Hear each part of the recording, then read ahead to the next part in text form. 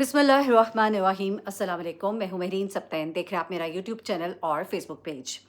नाज़रीन, रजब भट्ट का इशू आप लोग बहुत सवालात करते हैं और फिर मैं हमेशा ये कहती हूँ कि जब खबर होती है तो खबर हम देते हैं। ताल्लुक़ इसका ये नहीं होता कि वो व्लॉगर हैं या वो यूट्यूबर्स हैं, आप ये क्यों बता रही हैं, दुनिया में तो और भी बहुत से मसाइल हैं, बिल्कुल ऐसा है। लेकिन जब आप बात करते हैं ना खबर, तो फिर खबर जो है वो सिर्फ एक चीज़ से मुंसलिक नहीं होती, किसी एक शोबे से मुंसलिक नहीं होती है।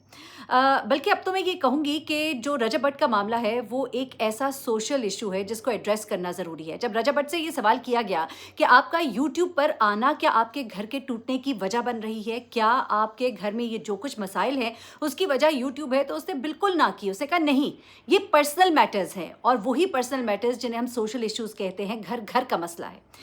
जो मियाँ बीवी के मसाइल होते हैं ना, उसमें जब राइट लेफ्ट ऊपर नीचे बहुत से लोग इन्वॉल्व हो जाते हैं और फिर कुछ ऐसे लोग इन्वॉल्व हो जाते हैं जिनके न जाने कौन से मुफादात होते हैं जो फसाद फैलाते हैं। अल्लाह का हुक्म है कि मियाँ बीवी के दरमियान दूरियां ना डलाओ।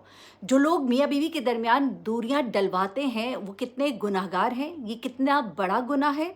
और इसके बावजूद, ये सब जानने के बावजूद रमज़ान मुबारक के महीने में भी हम देखते हैं कि किस किस तरह की हरकतें होती हैं। अब जनाब, बाकायदा तौर पे रजब भट्ट की तरफ से ये कह दिया गया है कि दिस मैरिज इज़ ओवर, ये शादी ख़त्म हो चुकी है, यानी कि तलाक के कागजात तैयार कर लिए गए हैं और ये मामला जो है ये अब निमटता हुआ दिखाई नहीं देता। मैं आपको ये बता दूं, अभी तक एक होप थी, लेकिन जब उसे बार बार कहा गया कि इस पर सोच लीजिए तो उसने कहा कि नहीं, दिस मैरिज इज़ ओवर। मैं दिल में बुग्ज रख कर तो मैं दोस्ती भी नहीं पाल सकता, कुजा एक रिश्ता जिसको सारी ज़िंदगी चलाना है। जब दिल में इतनी बातें आ गई हैं तो अब मैं इस रिश्ते को नहीं चला सकता। वो सवाल जो लोगों के जहनों में था कि क्या वजह थी कि ईमान जब वो कराची से वापस आया तो सामान लेकर गई और वापस आ गई, आखिर हुआ क्या? तो रजब भट्ट ने उसके बारे में बताया कि हाँ, मैंने कहा था मैं कराची से वापस आऊँगा, मैं आकर ले जाऊँगा, लेकिन उसके बाद ऐसी ऐसी बातें हुई, ऐसी ऐसी ऑडियो लीक्स हुई, ऐसी ऐसी बातें सामने आई। मेरी माँ को चोर कहा गया, परफ्यूम चोरी करने वाला कहा गया। वो कहते हैं मैं लाखों करोड़ों कमाने वाला, मैं अपनी माँ के ऊपर सब निछावर कर दूँ। मेरी माँ को परफ्यूम चोर कहा गया मेरी बीवी की तरफ से। मैं बड़ी हैरान हुई इस बात को सुन के। वो कहते हैं मेरे पास सबूत मौजूद है। अच्छा, फिर वो कहता है कि मेरा बाप जो है उसको पाँव की जूती कहा गया। फिर उसके बाद उसने कहा कि मेरी माँ को नाहीद नाहीद करके बुलाया गया। मैं आज भी ईमान की माँ को माँ जी ही कहता हूँ, लेकिन मेरी माँ को नाहीद नाहीद कह के वो कहते हैं कि अगर मेरे सामने ऑन आ जाए मैं उसकी ज़ुबान गद्दी से खींच लूँ कि उसने किस तरह से मेरी माँ का बेअदबी के साथ नाम लिया। फिर उसने कहा कि जहाँ रिश्ते में इतनी दरारें आ गई हैं अब कोई पैचअप होता दिखाई नहीं देता। दिस मैरिज इज़ ओवर, ये शादी ख़त्म हो चुकी है। इसका मतलब ये है कि फ़ैसले लिखे गए हैं। वो कहते हैं कि जब मैं कराची गया तो उस वक्त ये जब सारी बातें हुई, उससे पहले ये बातें नहीं हुई थी, यानी ये सारी ऑडियोज़ उसके बाद लीक हुई। सोचने की ज़रूरत है यहाँ पर कि वो फसादन लड़की कौन थी जो पहले रजब की फ़ैन थी, फिर इनके ग्रुप में ऐड हुई, फिर उसने चीज़ें इनको दी। क्या ये कोई ऐसी औरत तो नहीं जो चाहती थी कि रजब का रिश्ता ख़त्म हो? क्या उसको बाकायदा तौर पे प्लांट किया गया था कि ये शादी ख़त्म कराई जाए, किसी तरह से सबूत लाओ ताकि रजब की शादी ख़त्म हो?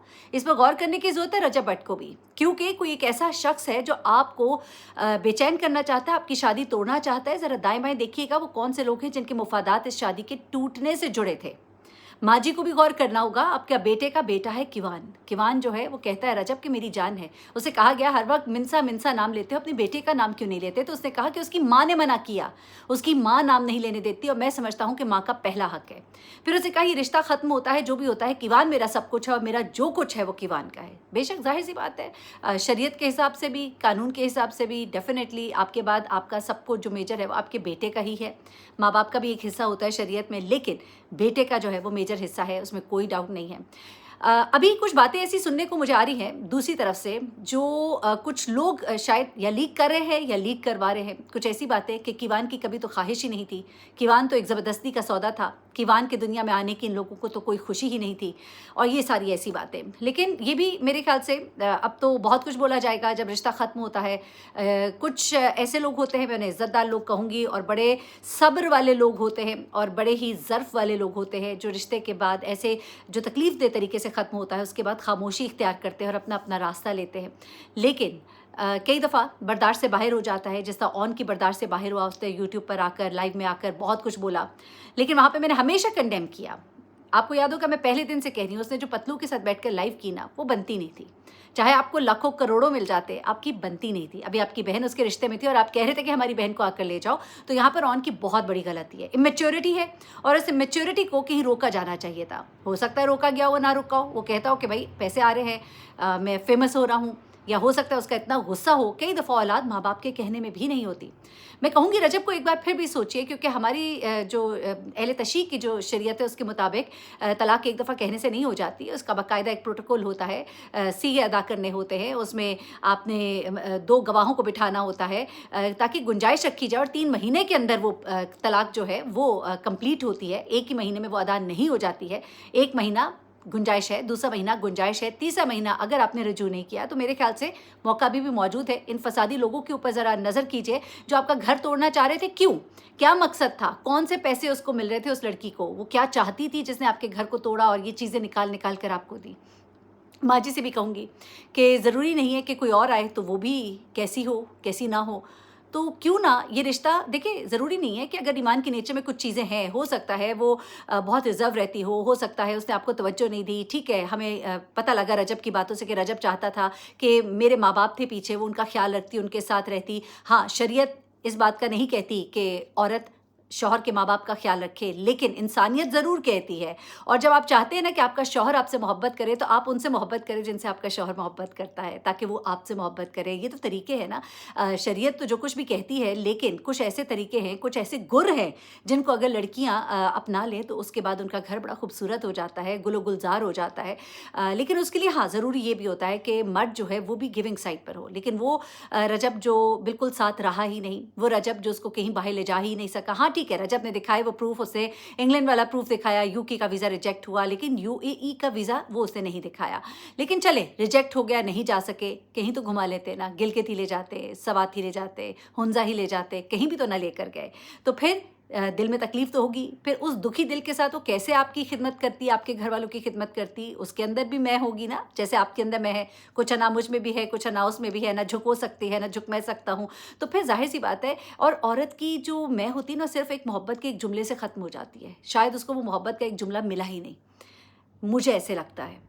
शायद आपने थोड़ी-सी कोशिश की होती, थोड़ा-सा आपने घरवालों को समझाया होता। मैं जानती हूँ, मैं मान सकती हूँ, बहुत से गिले-शिकवे होंगे माँ जी के, बहुत से गिले-शिकवे होंगे आपकी बहन के भी, लेकिन बहुत से गिले-शिकवे ईमान के भी होंगे। शायद अभी भी आप अपने दिल में गुंजाइश पैदा करें, उससे पूछो। मैं ईमान से कहूँगी कि आप भी थोड़ा-सा अपने आप को कर ले, नर्म कर ले, कुछ नहीं होता। बड़े-बड़े तूफ़ान आके गुज़र जाते हैं, जब शादी अच्छी चल पड़ती है, सब पिछली बातें भूल जाती हैं। आप आगे बढ़िए और आप कहिए कि मैं चाहती हूँ रहना, मैं चाहती हूँ साथ उनके रहना, उनकी खिदमत करना, और आप उस बात को वेलकम करें। ज़रूरी नहीं है कि आपने जो ये फ़ैसला कर लिया है कोई हतमी फ़ैसला है, और अभी भी गुंजाइश मौजूद है। और इसके बाद मैं आपको एक और बात भी कहूँ, ज़िंदगी आपकी बहुत खूबसूरत भी हो सकती है। यही कीवान जब कल देखेगा कि मेरी माँ कितनी तकलीफ़ में रही, मेरी माँ के ऊपर कितनी बातें की गईं, तो क्या आप समझते हैं वो कीवान जिसको आप कहते हैं मेरी कुल कायनात है, मेरी ज़िंदगी है, मेरा सब कुछ है, वो क्या आपसे वो प्यार मोहब्बत करेगा? याद रखिएगा, औलाद अपनी माँ की होती है जैसा आप अपनी माँ के हैं।